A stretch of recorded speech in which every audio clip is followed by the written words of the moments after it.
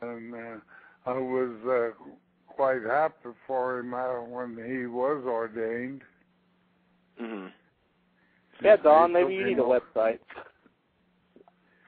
I don't know how to work it. That is one thing. I thought I was pretty smart until they come up with them machines. Computers? Those computers are, they're still a little foreign to me.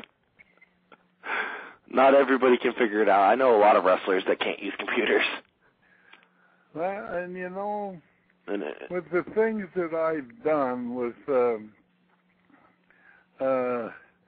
things that we have developed within the diving business, the world is still using tables that our company designed.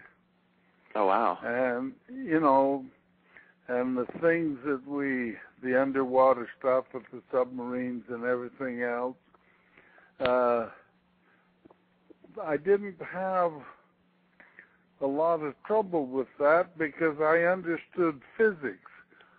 Never could work the problems very good, but I could understand concepts. Oh, okay. And put them together. But computers, I just haven't had the time to sit down and learn how to use one. Well, we have one here. Does Rose get on it? I think I can turn it on. Well, I was going to say, does Rose use it, or does it just set abandoned?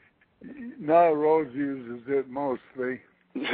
And, well, I don't use it at all. She can get me onto something, and then I can go through it and read what I need and move that little mouse thing until I run out of green, and then I got all of her. Dang. Yeah, when that little green thing comes to an end, boy, that's it. Jimmy, go ahead. So what's your remembering about your father as a wrestler? Well, I made a lot of trips with my dad when I was younger.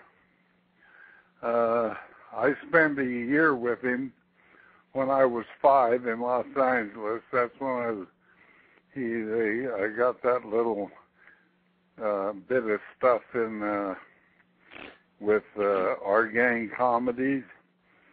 And I know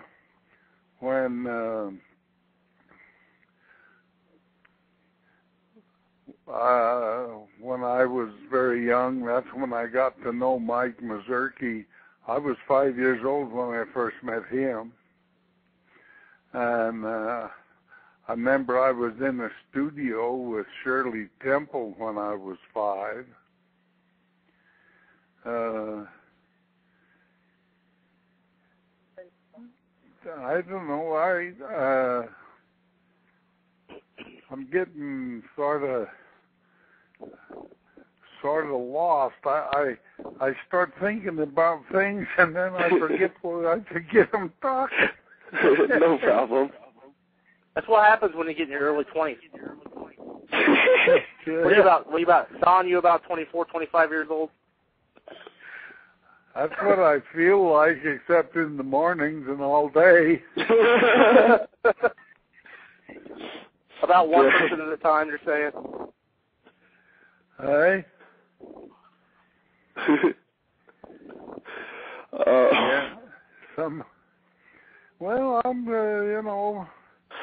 I'm not very far off of that 80 mark. What do you know? At least you got your mind. That's most people. Well, that I can't think of anything that would be worse. What are your memories? Yeah. With all the memories that I I don't remember them all at once, but like just talking to you guys and the questions you ask will sometimes brings up things that I haven't thought about for years and years and years and years. Mm-hmm. It's understandable. You know, but as far as being with my dad, we started out, when I come out of the Navy, and started wrestling professionally, he and I, in the Winter Gardens in San Francisco, wrestled the Garibaldis, Leo and Gino, and that was the first father and son tag team match that had been recorded. Really? Yeah. Father and son matches these days are a flash in the pan, but that's actually pretty good. Yeah. Of course, I was 19 at the time. Yeah, and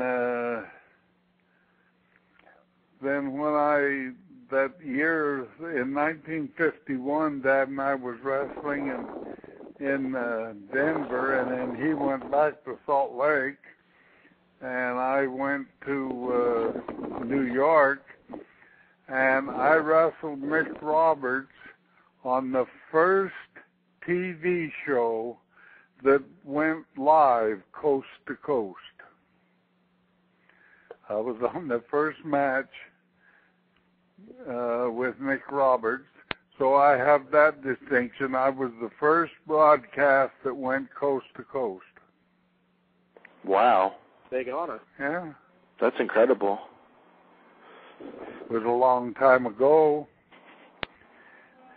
Yeah. But, you know, you bring me things, you ask questions, bring things to mind. There's actually quite a bit of stuff I've got.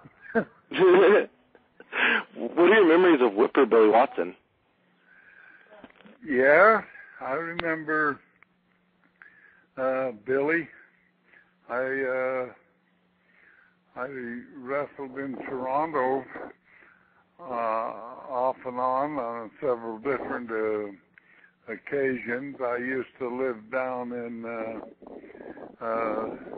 Ridgeway, Crystal Beach, down near the border, the Buffalo border on the river. Mm-hmm. Yeah, and I used to go to Toronto every week for about 6-8 months, and I got to know Billy fairly good. I remember one time, the thing that really stands out, not a match or anything, that he was so happy he had caught a 5-pound smallmouth bass. And he was having it mounted. And when he won the world championship, he wasn't that happy. Dang. Jimmy, go ahead. So what's your opinions and memories of Pat O'Connor? Well, when Pat came over from New Zealand, I had the pleasure of wrestling him quite a few times, and then we was in Quebec, and I wrestled him in a place called La Tour in Quebec City, and he pile-drived me, and I had a 25-inch neck for about 6 months. Dang. Oh, yeah, he really... What memories? Really boogered my neck up. Yeah. Oh. Yeah. And a kid the name of Red Kilpatrick. He was a chiropractor before he started wrestling, and I was going through